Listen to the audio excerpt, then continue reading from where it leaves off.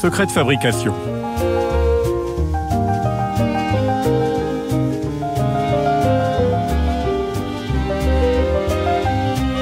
Secret de fabrication. Stéphanie Fugain. Hervé Modic. Pierre-Olivier Scotto.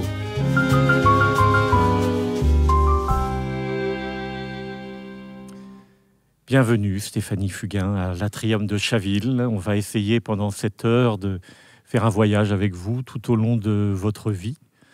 Et si nous commencions tout simplement par l'enfance, votre enfance. Ça fait déjà quelques années, mais l'enfance, c'est extraordinaire parce que c'est réellement imprimé. Et ma grand-mère disait toujours que plus on avance dans le temps, plus les images de l'enfance reviennent au quotidien. Elles sont toujours présentes parce que c'était une enfance très joyeuse. En tout cas, c'est le souvenir que j'en ai. Et je suis née à Paris, d'un papa gréco-turc, d'une maman française, et qui ont eu la bonne idée de faire beaucoup d'enfants. Nous étions 7 enfants. Ah oui. J'étais celle du milieu, celle que ma maman appelait le canard. Alors pourquoi le canard ? Parce que j'étais en fait toujours révoltée. Je ne rentrais dans aucun moule. J'étais un peu agitée. Rebelle. Oui, rebelle également. Et 4 filles, 3 garçons. Voilà. J'avais 2 grands frères, donc 2 grands frères qui étaient actifs, sportifs, et qui me faisaient faire tout ce qui était possible parce que j'avais peur de rien. Déjà à l'époque. Oui, non, j'avais peur de rien. Ma sœur aînée était très tranquille, très organisée, et j'étais un garçon manqué en fait. Donc, si mes frères me construisaient une maison en haut d'un arbre, par exemple, eh bien, c'était moi qu'on envoyait pour voir si la maison résistait. Ah oui. Ouais. Voilà, en fait, c'était toujours des grandes tablées, les 7 enfants, mes parents, plus les autres que ma mère allait ramasser dans la rue, récupérer les pauvres, les autres qui n'avaient pas forcément de famille ou pas à manger. Donc ça faisait des grandes tablées dans un appartement dans lequel il y avait 1, 2, 3 chambres. Oui, c'est ça, 3 chambres, une petite salle à manger, une petite cuisine. Pas de salle de bain à l'époque. Et oui, ouais. ça se passait dans la cuisine. Voilà, dans un grand baquet. Oui. Et ma mère mettait tous ses enfants, sa tribu, dans un grand baquet. Mais ça laisse des souvenirs fantastiques. C'est une enfance heureuse que Heureuse, vous décrivez là. Ben oui, moi je connais pas autre chose de plus gai parce que on apprend à vivre en équipe, on apprend à respecter l'autre. J'avais des parents qui quand même étaient très autoritaires dans l'éducation. Exigeant. On était pauvres, mais on devait être poli et propre sur soi. Voilà. Donc ça laisse des belles marques et je pense que ça m'a bien servi toute ma vie. Vous étiez une petite jeune fille, une petite enfant, donc rebelle, dynamique. La fantaisie, elle était déjà en vous toute. Complètement. Ah oui, complètement. J'avais la chance d'avoir dans mes 2 frères un grand frère qui était très artiste, qui faisait toutes ses mains et qui m'avait fabriqué mes premiers vêtements de danse rythmique. On faisait ça à l'école. Et donc, il m'apprenait tout. Il m'apprenait la couture, la musique. Voilà, il faisait tout. Dès qu'il touchait quelque chose, c'était une réussite. Donc, il savait que moi, j'étais celle qui allait tout essayer. C'était très joyeux. Et votre premier rapport à l'art, à tout cet univers, c'était la musique ou la danse? Non, la danse. La danse, hein. Alors, en fait, comment c'est arrivé? On n'avait pas la télévision. Pendant très longtemps, il n'y avait pas la télévision chez moi. Et ma mère avait un poste à galène. Maintenant, on a des écouteurs, etc. À l'époque, on appelait ça un poste à galène. Et il y avait beaucoup d'histoires, de pièces de théâtre qui se racontaient. Ah oui. Et c'était magique parce que moi, j'adorais les voix. Et moi, j'allais beaucoup, je dormais pas beaucoup. Et j'allais souvent, lorsque ma maman avait enfin fini sa journée, la rejoindre et on écoutait ces pièces. Et moi, ça m'impressionnait, ces voix de comédiens comme ça. C'était la comédie française qui passait tout à fait. souvent. Voilà. Des voix bien timbrées comme ça. Donc, je me disais déjà, lorsque j'étais petite, quand je serai grande, je serai tragédienne. Vous imaginez, dans la tête de mes parents, ce que ça pouvait produire. C'est pas un métier, tu choisiras un métier d'abord. Et puis, au fil du temps, nous avons eu la télévision. espèce d'énorme écran qui s'est implanté dans cette petite pièce. En noir et blanc. En noir et blanc, bien sûr. Et chaque fois qu'on avait le droit de la regarder, évidemment, on était plantés devant. Mes parents avaient chacun un fauteuil. Nous, on était assis, la petite ribambelle par terre, comme ça.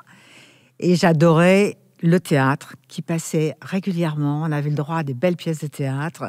Et ça, vraiment, c'était beaucoup de tragédie. Et je rêvais. Donc, j'avais décidé que je serais tragédienne. Pourquoi tragédienne? J'aurais juste pu dire comédienne. Donc, il était hors de question, bien sûr. Il fallait aller à l'école, apprendre. Et puis, très vite, la danse est arrivée. J'avais besoin de mouvement. Et pour tout vous dire, à l'école, la matière dans laquelle j'étais excellente, c'était la gym et la rythmique. Le reste... Et la tragédie, vous avez abandonné ou pas du tout? Vous êtes quand même... Non, pas du tout. J'ai eu envie. Alors d'abord, il fallait que j'aille à l'école. Mes parents, il était hors de question qu'on puisse imaginer d'ailleurs un autre métier. Mes parents ne connaissaient pas ça. Un métier d'artiste, c'était pas bien pour les filles, tout ça. Donc il fallait être sérieuse, il fallait grandir, choisir un métier. Comme je n'avais absolument aucune idée de ce que je pouvais faire d'autre, ma mère me disait, je sais pas, tu peux être couturière, coiffeuse... secrétaire. Ben oui, parce que c'est ça. Parce que mes parents n'avaient pas fait d'études eux-mêmes. Donc j'ai tout fait ce qui était possible pour ne rien faire à l'école. Et qu'elle puisse Vous aviez un plan. Oui. Qu'elle me dise un jour, écoute, passe ton certificat d'études, choisis un métier et fiche-nous la paix. Ouais, c'est ça. Voilà. Donc j'ai en accéléré fait toutes les études qu'il fallait faire, terminées pour pouvoir partir et suivre des cours. Mais si je suivais des cours, je devais trouver des sous pour les payer. Voilà, ce que j'ai fait très vite. Vous gardiez des enfants ou... Des figurations, peut-être? Non, à l'époque, on ne gardait pas encore des enfants. J'allais faire les marchés très tôt. Ah oui, Voilà. Sacrée école. Oui. On avait besoin, donc à 4h30 le matin, c'était debout. 5h, on allait rejoindre les gentils qui voulaient bien prendre des jeunes enfants. Et ensuite, toute la journée sur un marché, enfin une matinée, une bonne matinée. Voilà. Et puis ensuite, j'avais trouvé d'autres petits boulots. C'était faire les escaliers dans les immeubles qui étaient proches de chez nous. Ah oui. Voilà, ça allait très vite. Je chantais, je dansais dans les escaliers, j'astiquais, je me faisais mon argent de poche et je pouvais payer mes cours. Mais c'est jamais triste, c'est fantastique. Non, ça. C'est l'école de la vie. Ça, c'est l'école de la vie, alors, pour le coup. Voilà comment j'ai fait. Et ensuite, j'ai eu la chance un jour, j'étais plutôt mimi. J'étais avec ma maman, on faisait des courses, et un monsieur est venu voir ma mère pour dire écoutez, je trouve votre petite fille très mignonne, est-ce que vous accepteriez qu'elle fasse des photos de mode? Et ma mère a dit non, pas question. Perdition. Oui, j'avais, je sais pas, 14 ans. Oui. Voilà. Elle était prudente, votre maman. À 14 ans, on était des gamines, on n'était pas maquillées, pas coiffées, ce qui ressemble aux petites filles de maintenant. Ma mère a dit non, et puis il lui a quand même donné ses coordonnées pour qu'on puisse réfléchir. J'ai tellement tanné ma maman que c'était donc en dehors de l'école, c'était pendant les week-ends. Voilà, j'étais allée faire des séances photos de pub. Et du coup, alors là, ça m'a carrément donné l'envie de ne jamais arrêter. Voilà comment sont arrivés les premiers pas. C'est arrivé très vite, en fait, 14-15 ans. Oui, alors, après, ça a mis un petit peu de temps quand même. Là, les photos, oui, c'était à cet âge-là. Après, on a continué. Et puis, j'ai commencé à chercher une école de théâtre. Ben oui. Voilà. J'ai pu prendre mes premiers cours que je payais, bien sûr. Vous étiez chez qui? Alors, c'était un conservatoire qui se trouvait dans le 5e à l'époque. Alors, tout portait le nom de Conservatoire du cinéma français, d'accord. Mais c'était intéressant parce qu'on y faisait du théâtre, parce que j'apprenais en fait à autre chose. Je voyais d'autres gens que mon petit univers familial. Et puis de ça à ça, j'ai... Vous avez fait des petits tournages, des figurations, des silhouettes. Voilà, j'ai fait des silhouettes, j'ai fait des petits tournages, j'ai commencé à rentrer dans cet univers. C'était plus simple avant. On savait que si on voulait voir un metteur en scène, on allait à Boulogne. Oui, c'est ça. J'ai commencé à avoir des copines qui suivaient des cours de danse avec moi. On s'est donné des plans. On s'est dit, tiens, on va voir là, il y a tel metteur en scène qui cherche pour une panouille. On appelait ça des panouilles. Oui. Moi, je faisais beaucoup de photos quand même. J'ai fait beaucoup de photos pendant longtemps. Ensuite, j'ai débarqué à la télévision, où on cherchait également des danseuses. Oui. J'ai eu la... Chaumont, non? On allait oui, pour Chaumont. Rue des Alouettes. Oui, rue des Alouettes, c'est ça. J'ai eu la chance de rencontrer Plachard, Jean Guélis d'abord. Jean Guélis, qui m'a vraiment pris sous son aile, parce que moi, je n'avais pas de formation classique du tout. Il fallait bien que je m'y mette. Et qui m'a fait travailler beaucoup, beaucoup. Alors, j'étais très souple, j'avais vraiment le sens du mouvement. Et il m'a vraiment dirigée. Il m'a dit, voilà, il faut que tu fasses ça et ça. Et j'ai beaucoup travaillé pour rattraper les autres copines. J'avais la chance d'être extrêmement souple, ce qui m'a fait gagner du temps. Et voilà comment j'ai commencé à la télévision pour danser dans les ballets. Arthur Plachard, aussi. Ensuite. Alors, l'avantage, c'est que tous les chanteurs autrefois étaient accompagnés de danseurs. Voilà. Donc du coup, rapidement, j'ai pu en vivre. Et puis. Et là, vous avez côtoyé qui comme chanteur de? C'était des chanteurs de variété, tous. Non tous. Ah oui, tous. Oui, ils avaient le ballet derrière eux. Voilà. Voilà. Ah, il y avait, que ce soit Sardou. Sauf Claude François qui avait les siennes. Mais... Oui, mais Claude François, non, parce que moi, j'ai fait partie d'une des premières. Des Claudettes. Voilà, qu'il avait. Alors, j'ai pas fait beaucoup de scènes parce que c'est un personnage qui était très difficile, très compliqué. Vous nous en parlez de Claude François, c'est intéressant d'ailleurs. Claude, alors évidemment avec le recul, je me dirais que c'était un type fantastique, mais qui était ingérable. Je me souviens d'un jour, il m'avait gentiment invité dans son moulin. J'étais allée avec des amis ou un copain, je ne me souviens plus parce que c'est très loin. Et puis, il nous faisait visiter avec beaucoup de plaisir son domaine, dont la cave, sa cave. Et moi, vous savez, le vin, c'est pas un truc qui me... J'ai jamais bu de ma vie, je savais même pas le côté précieux des bouteilles, de la cave et voilà, la valeur. Et je rentre comme tout le monde, c'est pas l'odeur que je préfère, et je ne ferme pas la porte. Et il y avait sa maman qui était pas très loin de moi. Il a incendié sa maman et j'avais voulu dire non Claude, c'est moi, j'ai pas fermé la porte, je suis désolée. Il a pris sa maman et il a fait en sorte que ce soit sa maman qui soit responsable. Et là, je m'étais dit, waouh, c'est chaud quand même. Voilà, il était quand même très colérique. Mais bon, il avait beaucoup de talent et c'était, voilà, il a apporté quand même énormément de choses dans la musique. Voilà, donc l'épisode a été relativement court parce que je me sentais pas du tout capable de vivre avec quelqu'un qui m'obligeait à rentrer le soir très vite dans ma chambre, à pas fréquenter les musiciens. C'était un peu compliqué quand même. Ouais. Alors, vous n'avez pas tourné 50 films, mais dans votre filmographie, il y a quand même 2 films absolument mythiques avec des acteurs mythiques qui sont La Piscine et Le Cercle Rouge. Comment vous êtes arrivé Cercle Rouge, Alain Delon dans les 2 films d'ailleurs, mais aussi Bourvil, Yves Montand, etc. Romy Schneider dans La Piscine. Absolument. Comment vous avez réussi à atteindre d'emblée, j'allais dire, ces films? Alors j'ai eu la chance, je sortais beaucoup, j'adorais danser, donc je passais mon temps à Saint-Germain-des-Prés, Castel, enfin toutes ces boîtes qui étaient ouvertes aux jeunes. Et vraiment, je passais ma vie dans les boîtes. Le soir, en général, c'était là que ça se passait. Et alors, dans les boîtes, il y avait l'étage inférieur, c'était pour ceux qui dansaient, qui quittaient pas la piste, et l'étage supérieur, c'était pour ceux qui dînaient. Voilà. Et un jour, les toilettes du bas étaient en dérangement, donc il ne restait que les toilettes du haut du restaurant. Et je fais comme tout le monde, je rejoins l'escalier, et en haut de l'escalier, dans la pièce à côté, il y a donc cette salle de restaurant dans laquelle il y avait Alain Delon et puis son staff. Voilà. Puis moi, j'étais... alors, c'est l'époque, short court, grande botte... Vous n'étiez pas en Duffelcoat. Looké et tout. Et là, j'ai une main qui me tape sur l'épaule.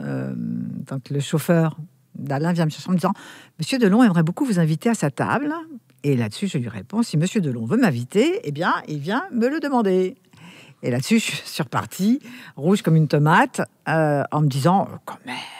C'était la star absolue. Oui, bien sûr. Toujours d'ailleurs, bien mais à sûr, l'époque. Bien sûr. Non, mais on ne parle pas comme ça, Stéphanie. À l'époque, je m'appelais Kokinos, c'est mon nom de famille de naissance. Et grec.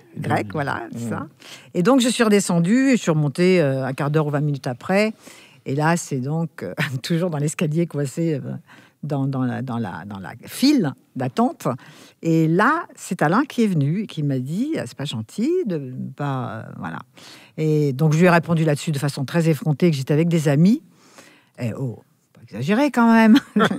Que j'étais avec des amis, que j'étais pas une fille facile. Et voilà. Et puis, en fait, on s'est retrouvés très peu de temps après dans la même nuit, dans une autre boîte. En général, il y avait un circuit. Le circuit, C'était Castel. Voilà. Et après, on allait... Après, il y avait d'autres boîtes dans lesquelles on allait. Et je l'ai retrouvé dans cette autre boîte. Voilà, on a discuté un petit peu. Et peu de temps après, mon agent me dit... c'était Françoise Ménidret à l'époque, je crois, ou je me souviens plus. Voilà, t'as un casting à faire, mais je savais pas avec qui. Je savais que j'avais un casting à faire. Je devais être à Boulogne-Billancourt très tôt le matin. Donc en général, je sortais de la boîte, j'allais prendre une douche, je me rhabillais et j'allais sur le casting. Vous ne dormiez pas? En pleine forme. Bah non, je dormais pas beaucoup à l'époque. Ouais. Oui. Après, je récupérais un peu dans la journée. Donc, j'y suis allée. J'étais arrivée la première, je crois. Boulogne-Billancourt, il y avait un grand bar comme ça. Et j'étais assise sur une grande chaise, mais il n'y avait personne pour me servir un thé ou autre chose. Donc, je dormais un peu sur le desk. Et là, j'avais une espèce de capeline avec une capuche qui me couvrait la tête comme ça. Et là, j'ai eu quelqu'un qui m'a touché l'épaule comme ça en disant « Bonjour, mademoiselle Coquinos ». Et c'était Alain Delon qui était là. Voilà. Et je me demandais comment il connaissait mon nom. C'était renseigné. Voilà. Et donc, notre amitié est née à ce moment-là. Donc, j'ai eu la chance de pouvoir participer à ces 2 films cultes. Culte, oui. Ouais. Et puis, alors bon, quand on est un peu danseuse, on est toujours celle qui va être un peu coupée à la fin quand le film est trop long. Mais en tout cas, j'ai passé un excellent moment. Vous jouiez une danseuse ou pas du tout? Oui, dans le Cercle Rouge. Oui, vous êtes on est dans une boîte. Oui, c'est ça. Des bonbons, voilà. Des esquimaux. Ah, il dans m'avait donné Cercle le plan Rouge. de ma vie, c'est-à-dire que je devais aller en petit lapin, en petit, voilà. En bunny, et je devais aller offrir des fleurs, des roses. À un moment où c'est assez difficile pour Delon, enfin pour le C'est personnage. ça, oui, pour le d'ailleurs. personnage. Oui. Oui. Alors, chaque fois alors ça passe quand même assez régulièrement. Oui. Je suis tranquille. J'ai sur mon téléphone mais je crois que je t'ai vu. Est-ce que c'est toi, Est-ce que vraiment c'est toi? Moi, Voilà. Ça a beaucoup fait rire mes enfants et mes petits-enfants. Vous avez eu un rapport avec, même dans les tournages, Avec on ne Alain parle pas tout d'Alain, mais Bourvil. Je vous parlais de Bourvil. Oui, oui, parce que j'ai eu la chance de le rencontrer. Alors, il était très discret, il était très concentré. On ne pouvait pas non plus aller dans la loge. Ça va, on respectait, nous les petits jeunes, on respectait beaucoup ces acteurs qui étaient des monuments. Je me serais jamais permise d'aller demander ni un autographe. Je me contentais d'être là à tous les plans, vraiment autant que je pouvais, toute la journée, vous observiez. pour observer. Oui. Mais je ne sais pas si on réalisait bien la chance qu'on avait. En même temps, je ne sais pas si on réalisait. C'est bien longtemps après que je me disais, mais quand même, j'ai eu cette chance de les connaître. Oui. Bon, on a ri, on a beaucoup ri, parce qu'il était drôle quand même. Il était très gentil, Bourvil, avait cette réputation. J'adore, je l'adore. J'adore. Voilà, mon temps, que j'ai eu l'occasion de connaître après, de voir après, de Funès. Enfin, voilà, c'était tous ces acteurs. Et c'était pas difficile de les croiser parce que les lieux de rendez-vous, c'était vraiment les studios. On pouvait aller dans les studios facilement. Quand il y avait un casting, c'était le metteur en scène lui-même qui faisait le casting, ce qui était quand même très appréciable. Et maintenant, non, on vous colle, on vous demande de le faire. Voilà, on vous demande de le faire tout seul avec votre petite caméra. Exactement. Et faites-vous une image, envoyez-la, et on vous rappellera. C'est juste insupportable pour un comédien maintenant ou une comédienne. C'est difficile quand même. C'est pas du tout. Mais là, vous étiez complètement insouciante, optimiste. Vous alliez faire ce métier quoi qu'il arrive. Ouais. Vous n'étiez pas du tout torturée. C'était pas du tout. Une période. Pas du tout. Moi, c'était vraiment une période heureuse et moi, je prenais tout ce qui passait. Donc, de toute façon, c'était évident que c'était le métier que j'avais choisi. Personne ne pourrait me faire changer d'avis. On avait du temps. Eh oui. C'est que, en fait, tout nous paraissait possible. On avait du temps. Donc, j'ai fait beaucoup de... J'oscillais entre les défilés de mode, parce que j'ai fait beaucoup de défilés de mode dansés. Je crois qu'avoir été une des premières à lancer cette mode, parce que comme je ne tenais pas en place, je bougeais tout le temps. Quand on me demandait de venir faire un défilé de mode, qu'est-ce que je faisais? Je dansais en même temps. Et puis, ça a plu. Donc voilà, j'étais souvent prise pour faire des défilés de mode. Je dansais beaucoup en Belgique, on tournait beaucoup. En fait, j'étais tout le temps par Mons et par Vaux, mais c'était... Alors, on n'avait pas non plus... Enfin, en tout cas, en ce qui me concerne, j'étais pas là pour installer une carrière. Je savais pas ce qui se passerait demain. Je crois que je vivais chaque jour ce qui m'était proposé. Et tant mieux. On n'avait pas de plan de carrière, en fait. Ça a été beaucoup plus tard. Beaucoup plus tard. Alors, une autre rencontre extrêmement importante pour vous, ça a été les débuts avec le Big Bazar. Donc, comment, entre le cinéma et cette époque du Big Bazar de Michel Fugain, comment là aussi, est-ce qu'on vous a tapé sur l'épaule? Comment c'est venu? Comment vous êtes arrivé à cette situation? Alors, effectivement, c'était une belle rencontre. Je faisais des photos de mode avec un ami qui avait une agence de mode et qui me faisait travailler très souvent. Alors, c'était beaucoup de photos de beauté, de maquillage, de produits, voilà. Donc, je travaillais beaucoup avec lui. Il savait que j'adorais danser, il savait que j'adorais la comédie. Et il savait aussi que j'avais décidé de partir faire le tour du monde avec mon amoureux de l'époque, qui était, à l'époque, un musicien de Johnny Hallyday. Voilà. Et donc, voilà, c'était un baroudeur. Et puis, un jour, on se dit, pourquoi on fait pas le tour du monde? En fait, moi, je rêvais de comédie musicale. Il n'y avait pas de comédie musicale. Donc, c'était les États-Unis, alors? À l'époque, oui. C'était très prétentieux de ma part, quand même, d'imaginer que j'allais pouvoir aller si loin. Bon. En tout cas, je voulais voir. J'avais envie de connaître autre chose. Moi, je n'étais jamais sortie de chez moi, en gros. La télévision, on l'a eu très tard. J'avais besoin de découvertes. Et donc, on décide de faire un arrêt et de vendre ce qu'on avait, c'est-à-dire pas grand-chose en ce qui me concerne, et de partir, de s'acheter un espèce de petit bus qu'on avait aménagé, qu'on allait aménager pour partir. Voilà, on part sur les routes. Et j'avais vraiment décidé. Alors ça, c'était vraiment mon plan, le plan géant pour moi. Pas pour mes parents, mais pour moi, oui. Donc, je prépare tout ça. Et je dis à mon ami, avec qui je fais des photos, ben voilà, je pars. Et il me dit, ah bon? Alors, lui, ça l'attristait que je parte, parce que d'abord, il aimait bien travailler avec moi, et puis il trouvait que c'était quand même un peu gonflé. Non, je lui dis, je pars, j'ai besoin de voir ce qui se passe ailleurs, je rêve de comédie musicale, il n'y en a pas ici. Bon, et puis, donc, organisation, les plans se montent, et un jour, il m'appelle et il me dit, alors, je viens de prendre rendez-vous avec toi, il y a un chanteur qui s'appelle Michel Fugain, qui cherche des jeunes qui veulent monter une troupe. Je dis, Michel Fugain, c'est qui? Donc, je me renseigne. Bah oui, moi, je ne connaissais pas. Pas Wikipédia à l'époque. Voilà, il n'y avait pas tout ça. Mais en fait, en même temps, je m'en souviens parce que c'était donc toujours la mode de faire des photos avec des chanteurs. Ah oui. Donc, je faisais partie de ces filles qui faisaient des photos avec des chanteurs. Et on m'avait proposé à 2 reprises de faire des photos avec un chanteur qui s'appelait Michel Fugain. Et moi, j'avais dit, parce que j'avais pas le temps, j'avais dit, c'est qui ça? Bon, non, ça m'intéresse pas. J'avais décidé d'autres choses, donc j'allais pas gâcher mon week-end pour aller faire des photos. Une première fois, une deuxième fois, et soudain, on me dit, alors j'ai pris rendez-vous, Michel Fugain fait un casting à l'Olympia, je t'ai inscrite. Mais je lui dis, mais j'ai pas envie d'aller là-bas. Mais si, tu devrais. Mais je dis, mais je pars, je m'en vais, je vais pas aller faire un casting. Mais t'as tort, tu devrais y aller. Voilà. Bon, alors je dis, je vais y aller pour te faire plaisir. Hein.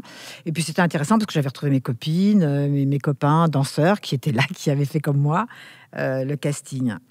Et j'y vais avec mon petit chien. Mais alors, vraiment, pour lui faire plaisir. J'y vais, j'ai pas du tout envie. En toute décontraction. Oui, c'est ça, j'y vais.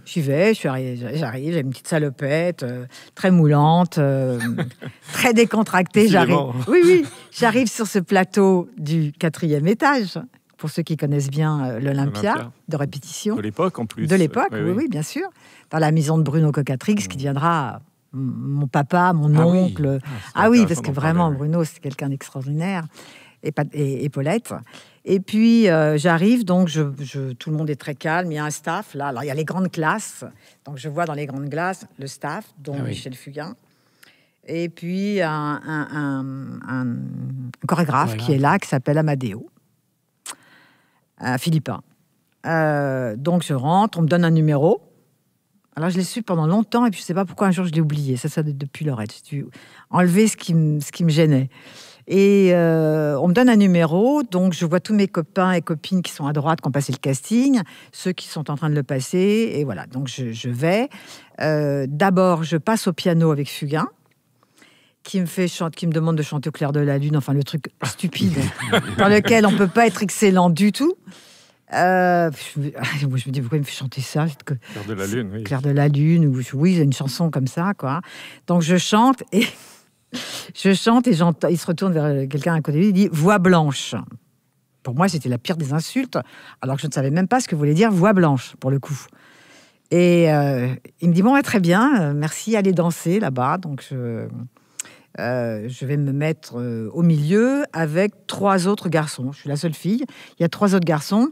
Amadeo nous montre une chorégraphie super facile. Évidemment, pour moi, pas de problème. 1 fois, 2 fois, 3 fois, il monte pour que voilà. Les garçons à côté étaient plutôt très empruntés. Parce qu'en fait, dans ce casting, tout le monde pouvait venir. Donc tous ceux qui rêvaient, il n'y avait pas que les professionnels. Ça devait être assez particulier. Oui, donc tout le monde pouvait venir. À partir du moment où vous aviez envie de danser, que vous aimiez ça, ils recherchaient des personnalités surtout. Donc voilà.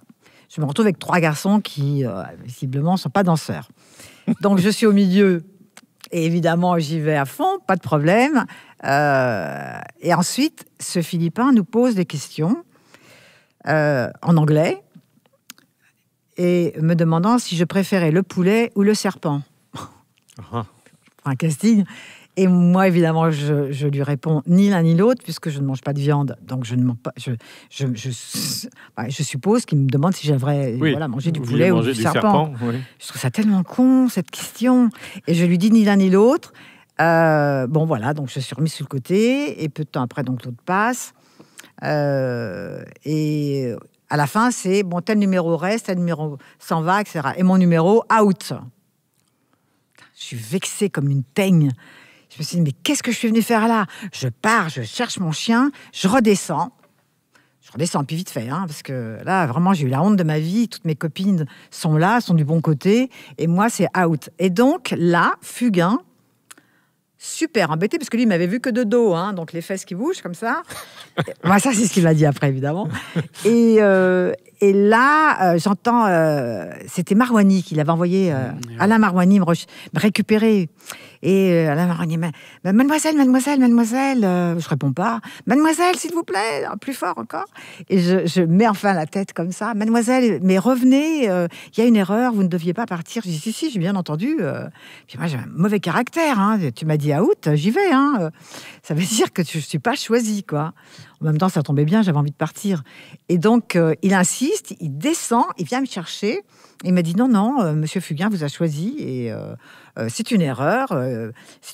Bon, je remonte avec mon chien et là, je vois Fugain qui parle avec Amadeo, Philippin, qui lui disait, en fait, je ne l'ai pas choisi parce qu'elle ne m'a pas regardé dans les yeux.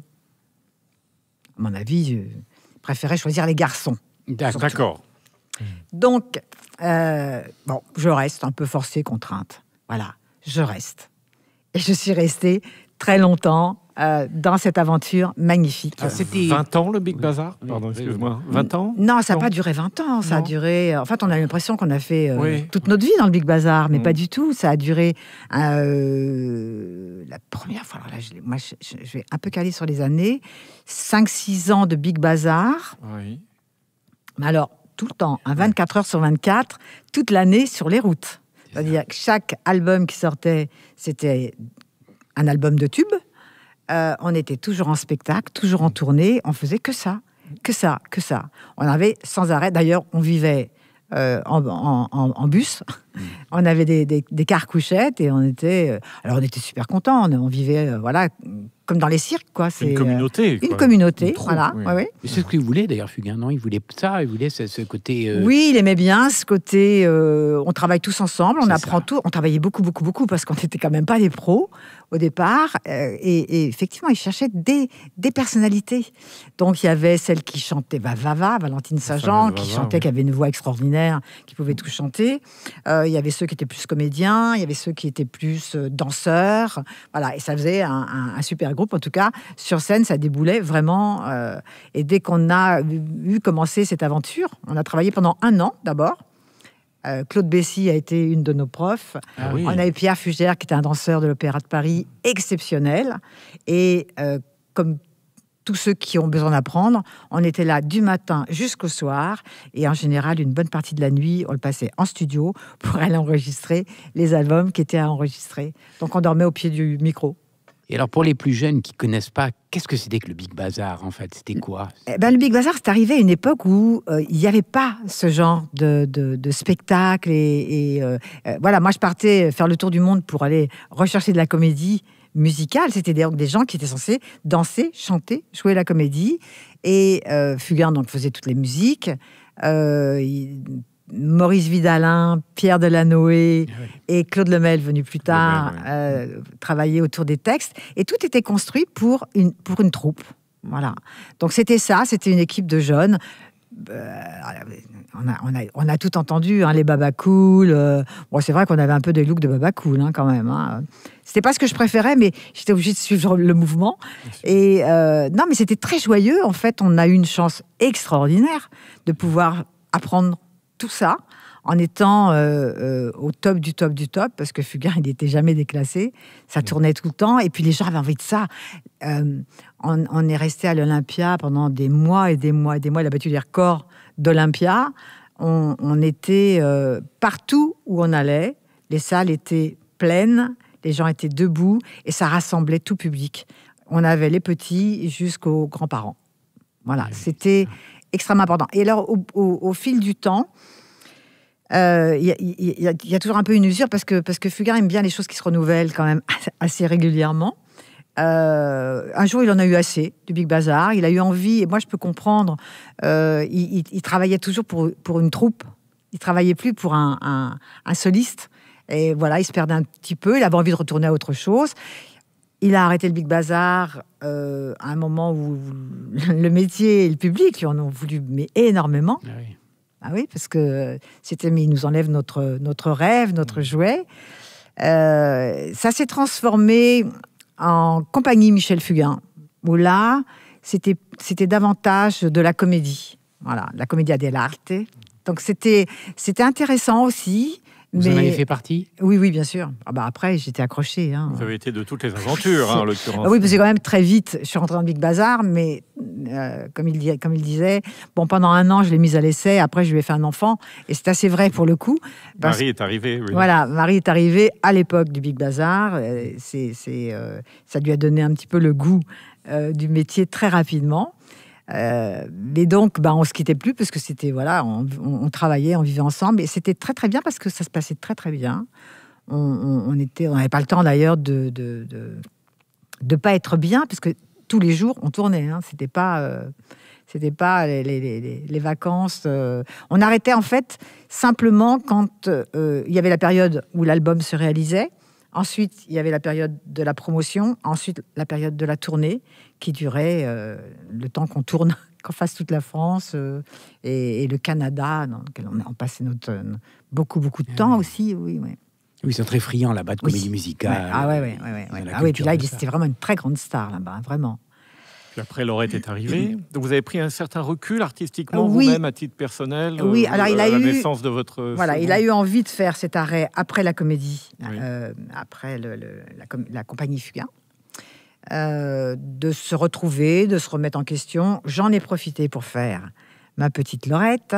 Parce qu'évidemment, on n'a pas le temps de faire un enfant non plus. Oui, Puis moi, j'avais pas envie d'arrêter. J'avais envie toujours de danser. Je voulais pas. Et c'est long, 9 mois. Vous savez pas ça, messieurs, mais c'est Non. très très long.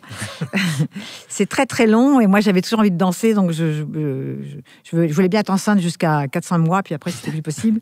Un peu Mais court. ça marchait pas. Voilà, donc j'ai décidé que j'avais le temps de faire Laurette, de mettre au monde cette petite princesse. Et puis après, c'était quand même beaucoup plus difficile parce qu'avec 2 enfants. Les trimballer comme ça, c'est un peu compliqué. Et là, Michel Fugain a eu besoin d'un arrêt, de se remettre en question.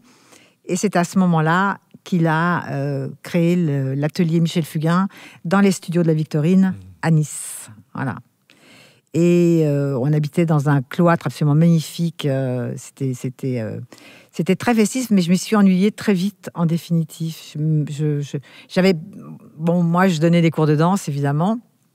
Enfin, évidemment, voilà, on avait besoin de quelqu'un qui donne des cours de danse. Je faisais, j'aimais bien, mais je m'y sentais pas bien. Donc, j'ai décidé que j'allais rentrer avec mes enfants dans notre maison dans la vallée de Chevreuse. Et puis, je me disais, si tu aimes bien cet endroit, je t'y laisse. Mais je n'étais pas heureuse là-bas. Voilà, c'était pas mon élément. L'école, c'était un petit peu encore, on recommence à zéro. Moi, j'avais envie de retourner faire du cinéma. Vous en avez refait un peu ? Oui, j'ai refait de la télévision après.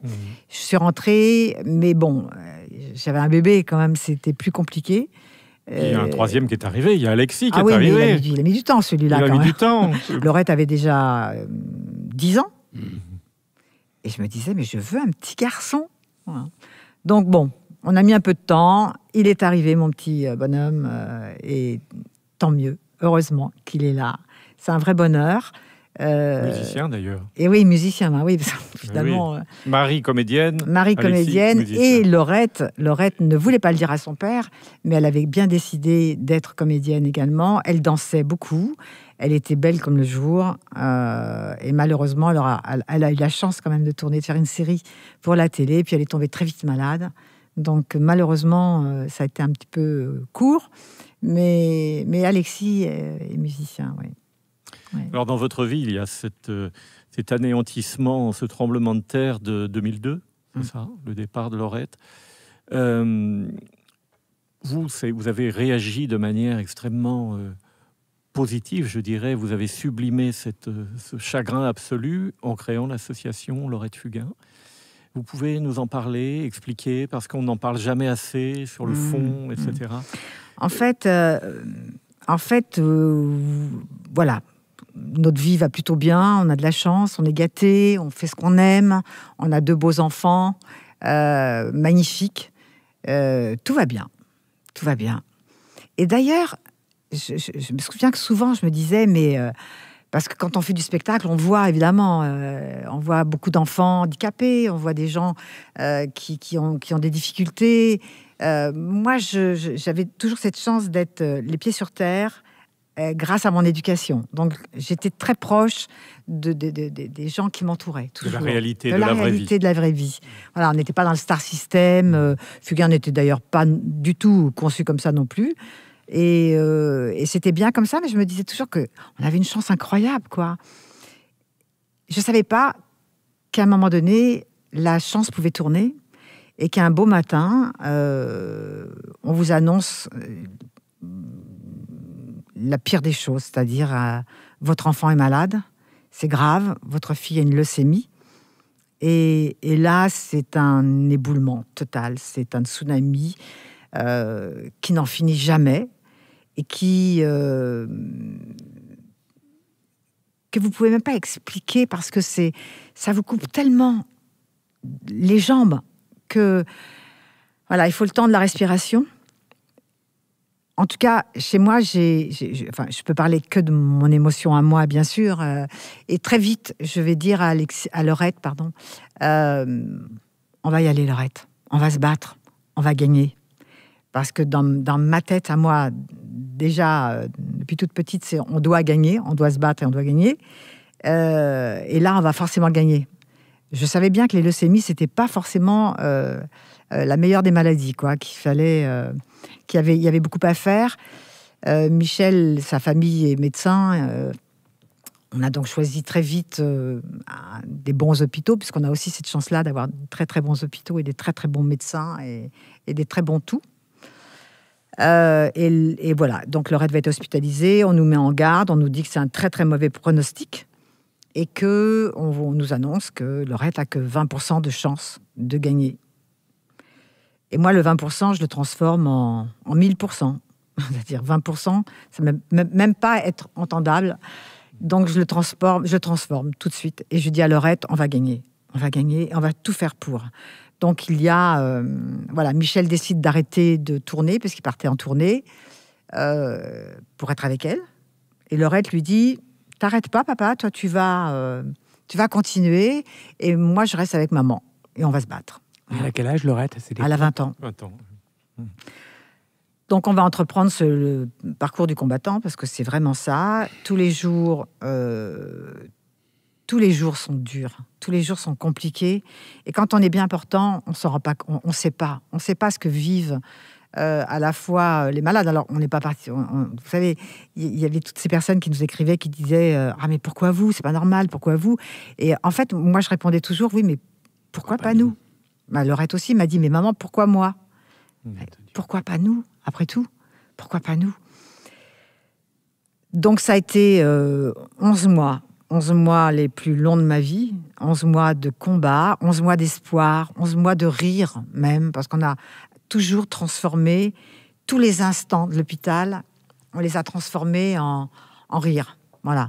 Derrière chaque mauvaise nouvelle, je faisais en sorte qu'il y ait un moment fort, festif. Il fallait porter Laurette, donc Marie était à ses côtés, évidemment, autant qu'elle le pouvait, puisqu'elle tournait beaucoup à cette époque-là. Je ne quittais pas Laurette, jamais. Je dormais avec elle, je rentrais chez moi juste prendre une douche et voir mon petit garçon que j'avais mis chez une amie proche, dont le fils était copain avec Alexis. Ce qui fait que je ne quittais jamais Laurette, je m'étais un peu transformée en infirmière, je suivais tout, j'apprenais tout ce qui se passait, et puis j'espérais, et puis j'écrivais beaucoup, parce que Laurette dormait beaucoup. J'écrivais beaucoup et je me disais, bon, voilà, je vais lui écrire tout ça pour qu'elle s'en souvienne et on réalise que ça fait du bien d'écrire. Voilà, les chimiothérapies avancent, elle est chimio-résistante, c'est-à-dire que ça ne marche pas très bien. Les médecins décident quand même de la greffer parce qu'elle est résistante, parce qu'elle est battante, parce qu'elle a un caractère de cochon. Soutient sa mère, quoi. Et oui, c'est ça. Et que les médecins aiment bien ça. Voilà. Que les malades participent à leur combat. C'est un combat, hein, c'est une guerre. Hein. On est en guerre, vraiment. On est en guerre. Alors, quand on parle de la Covid maintenant, c'est presque quelque chose que je connaissais bien, parce que c'est une guerre permanente. Et on va d'abord tester mes enfants pour savoir s'ils peuvent être donneurs de moelle osseuse pour Laurette. Il faut savoir qu'on a une chance sur 4 dans la famille d'être compatible avec sa fratrie. Et on a une chance sur 1 million de trouver un donneur non apparenté, c'est-à-dire rien du tout. Une épingle dans une botte de foin, petite. Donc là, on me dit, mes 2 autres enfants ne sont pas compatibles, donc on reprend une douche violente, parce qu'entre le moment où on décide de faire le prélèvement pour faire l'étude de la moelle osseuse, des caractéristiques de la moelle osseuse de Laurette, et la recherche d'un donneur, c'est interminable. C'est long. Je découvre, en étant à côté de ma fille, que moi, issue d'une famille de donneurs, grandi dans une famille de donneurs, on n'avait donné que notre sang. Mon père donnait son sang, ma mère donnait son sang, nous donnions notre sang, Laurette était donneuse de sang, qu'on nous avait jamais appris que nous pouvions donner nos plaquettes sanguines, et encore moins qu'on pouvait s'inscrire sur des fichiers de donneurs de moelle osseuse. Je découvre tout ça, et je trouve ça mais aberrant de ne pas s'être informé de tout ça. Et donc, on va quand même avoir, et on a la chance de trouver après beaucoup de semaines, une donneuse compatible avec Laurette, une Allemande, parce que c'est quand même les fichiers qui sont les plus fournis à cette époque-là, en tout cas. Une Allemande qui est compatible avec Laurette et qui est relativement bien compatible. La greffe va se faire. On traverse une autre période qui est épouvantable. C'est tout ce qu'on découvre, quoi. C'est très dur. Et puis voilà. Puis après, il faut attendre que la greffe prenne. C'est 3 semaines. Elle s'en sort pas mal. Les journées avancent. La greffe prend pas tout de suite, mais Laurette a la pêche. Voilà, ça se passe plutôt bien. Et puis, à un moment donné, ça va se passer beaucoup plus mal. Très mal, même. Et puis, on n'en ressortira pas. Voilà. Laurette n'aura pas gagné son combat. Et là, c'est c'est la terre qui souffle sous vos pieds, quoi. C'est juste incompréhensible. C'est dans l'indicible absolu, quoi. C'est même pas explicable. Je le revis régulièrement avec des familles qui perdent des enfants et je peux être présente et les soutenir puisque c'est le rôle de l'association Laurette Fugain que j'ai créée rapidement. Mais ça ne porte pas de nom. Voilà. Et quand on sait en plus que le rôle que les citoyens peuvent jouer dans ces combats-là, en étant tout simplement une chaîne du maillon, en donnant son sang, indispensable, incontournable, ces plaquettes indispensables et incontournables, et puis éventuellement s'inscrire sur un fichier d'honneur de malousseuse, qui est le dernier joker pour sauver, pour aider à poursuivre son combat. Voilà, donc on est tous anéantis, bien évidemment. J'ai beaucoup de mal à quitter l'hôpital parce que... Oui, vous avez créé des liens. Oui, énorme. Puis, Mais parce qu'en fait, pendant 11 mois, vous vous installez, vous n'allez voir que cette maison, que ces couloirs, et ça devient votre famille. Et maintenant que je connais bien, c'est indispensable de créer un lien avec cette famille de soignants. Vous y passez tellement d'heures, tellement d'années même pour certains.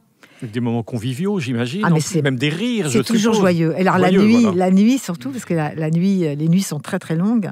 Et on ne dort pas forcément, mais les nuits sont fortes parce qu'elles sont des échanges avec les infirmières que j'admire, que j'aime, que je respecte, ce personnel soignant. Alors, il y en a des mieux que d'autres, hein, parce qu'il y en a franchement qu'on n'aimerait pas voir, ne pas connaître, mais c'est un univers exceptionnel. En tout cas, dans ces domaines qui sont des maladies très longues, très compliquées, il y a vraiment des gens exceptionnels, vraiment. Et donc, il faut d'abord rentrer chez soi, rebâtir ce qui vous semble absolument impossible. Et très vite, en fait, j'ai repris une phrase que Laurette m'avait dit dans la bulle. Quand je sortirai, maman, je mènerai un combat pour mobiliser les jeunes autour des dons de vie, parce que c'est pas normal qu'on soit pas informé et qu'on en ait tant besoin. Et ça, soutenu par mon amie Christelle Pernet, que vous connaissez bien, elle me dit moi je voulais mourir, hein, c'était bon. Bien sûr.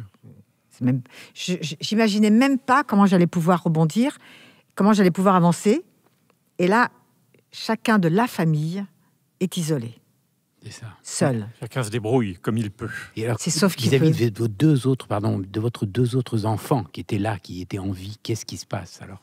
Moi, je pense que... Alors, Marie était grande et j'ai... un jour, en fait, j'ai réuni mon petit monde et j'ai dit à Michel, à Marie, à Alexis, qui était petit, qui avait 9 ans, je ne vais pas être le pilier pendant longtemps, parce que j'étais un peu le pilier de la famille, enfin un peu, beaucoup même, le centre. Je pense que je ne le serai pas. Je sais que j'étais honnête, je savais que j'étais morte, que je pourrais plus prendre à bout de bras tout.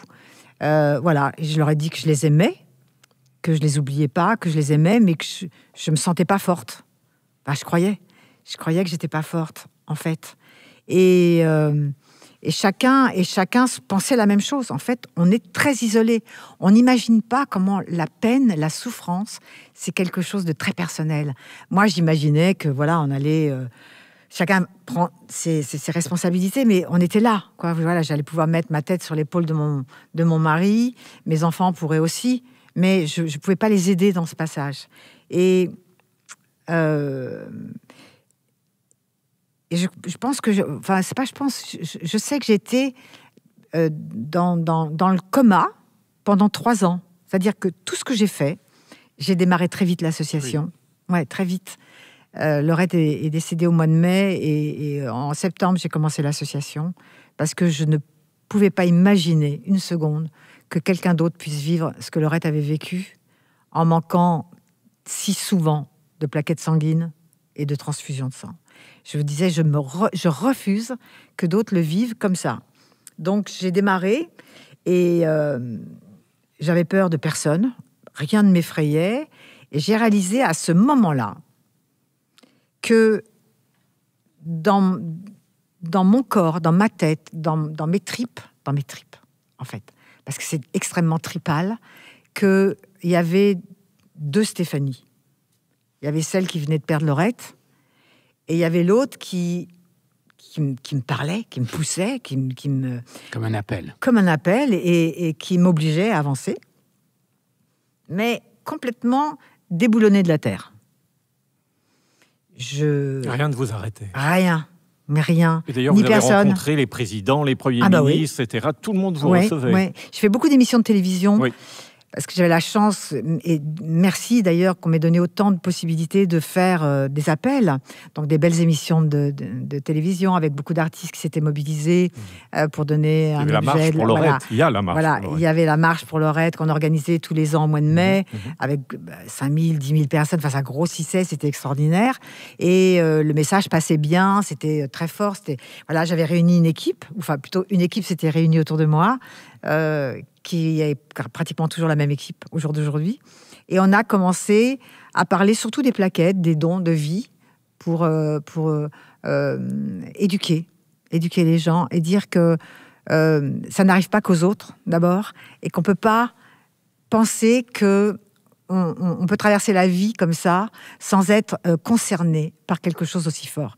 Je me dis, s'il y a quelque chose dans la vie qui est gratuit pour tout le monde, mais qui vous donne tellement d'amour, tellement d'énergie, tellement de tout, c'est ça, c'est être donneur. C'est pouvoir donner à quelqu'un. Alors là, je parle des dons de vie, évidemment, parce que c'était mon sujet, mais dans la vie en général, et j'ose espérer que cette traversée du Covid qu'on vit là depuis plus d'1 an ramènera les gens à plus de valeur. Il y a des gens fantastiques qui savent, qui sont sur le terrain, qui donnent du plus dans cette société, et puis il y en a d'autres qui la traversent. Alors peut-être que ça doit être comme ça, mais... Par infraction.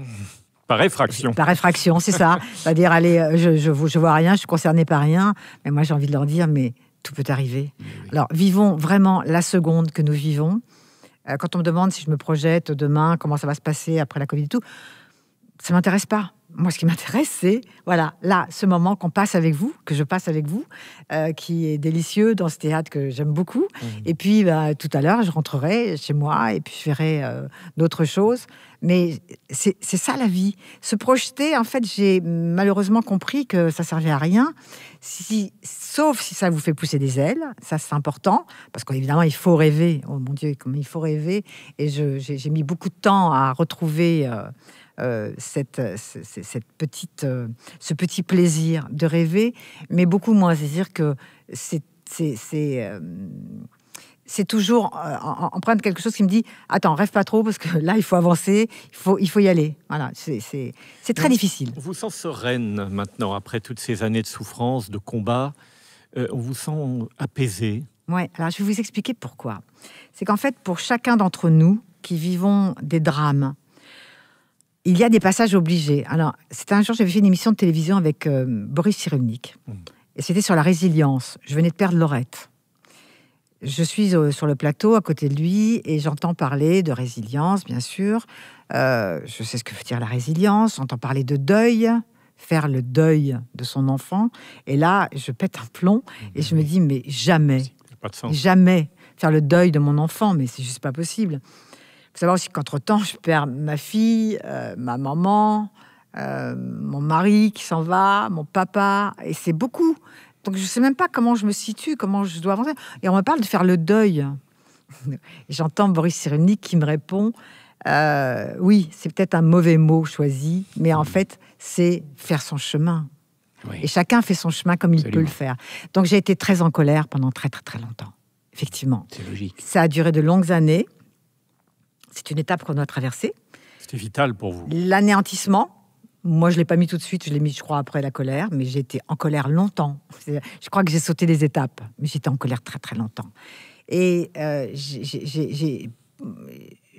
tous les matins, je partais, j'allais courir dans ma forêt, très tôt le matin. Je partais, j'allais courir, il fallait que je cours. Je croisais des biches, je croisais des signes extraordinaires, et ça m'a aidé, mais tellement à si ce n'est accepter, à avancer, justement. Un petit pas, puis un petit pas. Et puis, j'ai réalisé que moi, je m'étais mise en boule. Voilà, c'était une expression que j'utilisais beaucoup. Je m'étais mise en boule dans mon sac. J'étais au fond de moi. J'étais au fond. pour ça qu'on ne peut pas s'occuper des autres à côté, c'est impossible. Juste dans mon combat, mais s'occuper de soi, c'est impossible. S'occuper de son enfant, bien sûr, je m'occupais de mon enfant, mais j'essayais de sauver ma peau. Et c'est ce que disait Fugain après, chacun essaie de sauver sa peau. Moi, je ne sauve pas ma peau toute seule quand même. Hein. Je sais que j'ai des enfants et que c'est ma responsabilité. Mais j'ai été, je crois, au fond du mal, au fond de la tristesse, au fond de la destruction. Peut-être que je l'aurais été davantage si j'ai eu envie de mourir, sincèrement. Au bout de 5 ans. Au bout de 5 ans, je me disais, mais j'en peux plus. Et je me suis laissée glisser, en fait, jusqu'au bout. Et ce que je peux dire maintenant, il faut aller au bout de sa tristesse. Il faut aller au bout de sa colère. Il faut y aller, mais en sachant qu'on ne peut pas non plus y demeurer. Voilà, c'est-à-dire que je crois que j'ai fait 4 ans, comme ça, 5 ans, où j'ai envie de quitter le monde, d'aller retrouver ma princesse. Et puis, soudain, j'ai réalisé qu'au fond de moi, tout au bout, ça nous oblige à faire de l'introspection de sa tristesse. J'ai senti qu'il y avait une toute petite flamme qui crépitait, mais toute petite. Et là, je me suis dit, celle-ci, elle doit redémarrer. Donc, je dois réouvrir mon parapluie. Je dois aller voir. Alors, j'avais la chance d'aller courir tous les matins, ce qui me donnait de la force parce que j'aime la nature, j'aime les arbres, j'aime la campagne, bien plus que la ville et le bruit. J'aime la musique. La musique m'a énormément aidée. Beaucoup. Pas de la musique qui tambourine dans tous les sens, qui fait du mal, mais de la musique très, très posée, très calme, classique, jazz, enfin, tout ce qui me portait. Et ça m'a aidée énormément. C'est-à-dire que là, je me suis réouverte à la nature, à cette vie que moi j'avais choisie, empreinte de calme, de douceur. J'avais besoin de ça. Ça m'a permis de refaire partir cette petite flamme qui a réouvert des passions nouvelles. Et puis je me suis dit, il faut que je me raccroche à la vie. Donc là, on fait une grande sélection des gens qui nous entourent. Vous dites à un moment donné dans vos interviews, j'ai vidé mon calepin, je me suis dépouillée. C'est ça. J'ai été à l'essentiel. C'est ça. Et je ne m'encombre jamais. Alors j'ai cette espèce d'instinct très animal que j'ai toujours conservé. Je sais très très vite qui va être en phase avec ce dont j'ai besoin. Et je m'encombre pas. Alors, il y en a plein d'autres qui sont nuisibles et qui m'intéressent pas, mais ils ont le droit d'être comme ça, je respecte tout à fait. En tout cas, j'y vais pas. Là, j'y vais pas. Et est-ce que c'est indiscret de vous demander quelles sont ces quelques passions qui vous font pousser des ailes? Vous aviez cette jolie expression à l'instant. Eh bien, c'est l'autre. C'est l'autre. Alors, j'avais grandi déjà avec cette notion de partage. Et c'est tellement riche d'être tourné vers les autres.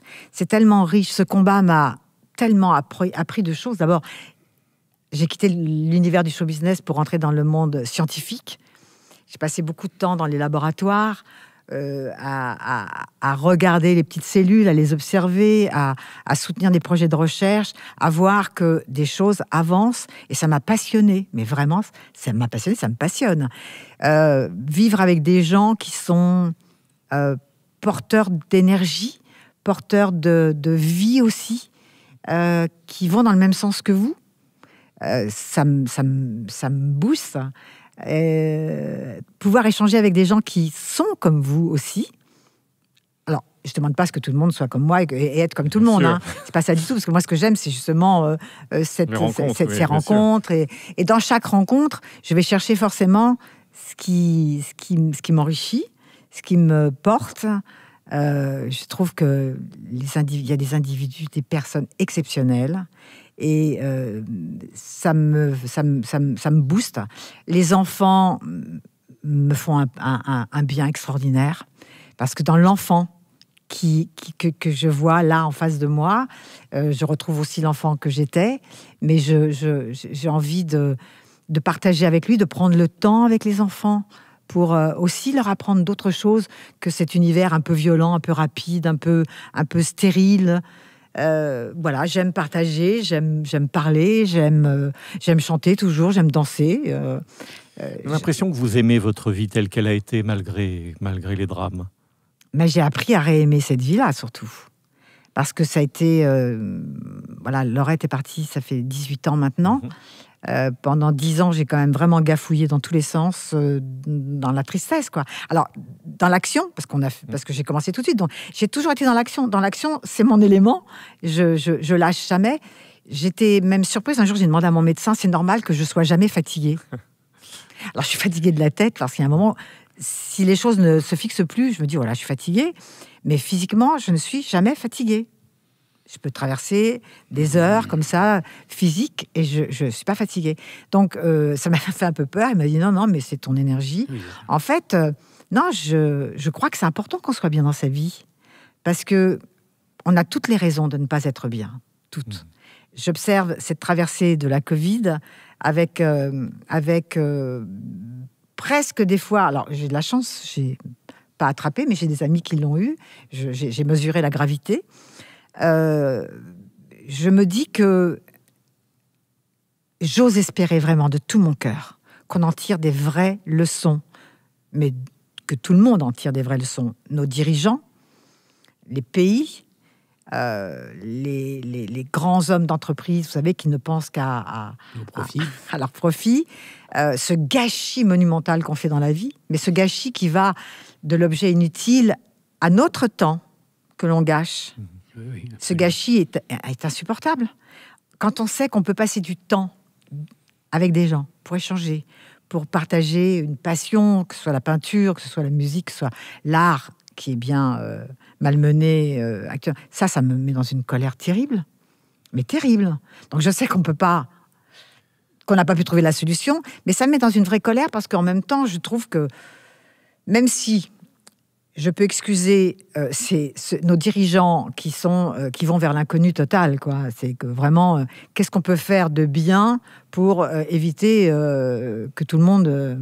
Bien sûr, que les urgences soient dépassées, etc. Donc je sais que c'est difficile, mais il y a beaucoup d'erreurs, enfin à mon sens, et ça n'engage que moi, beaucoup d'erreurs.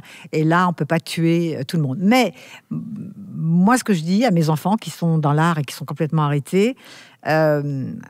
on a 1000 possibilités d'inventer.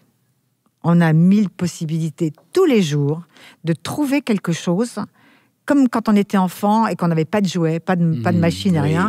Et qu'avec un bout de bois, une feuille, un petit bâtonnet, un papillon qu'on avait attrapé, mon frère qui capturait les mouches, etc., on pouvait se faire un petit cirque, on pouvait se faire des superbes tenues. On peut tout faire. On peut tout faire. Vous êtes au milieu de la nature. Je ne serais pas empruntée de me faire une cabane si je me retrouvais dehors, quoi. J'aimerais tellement qu'on arrive avec notre savoir retourner à des valeurs qui sont pleines d'humanité. Merci Stéphanie Fugain de nous avoir offert ce magnifique témoignage très émouvant sur la scène de l'Atrium de Chaville. C'était un magnifique moment.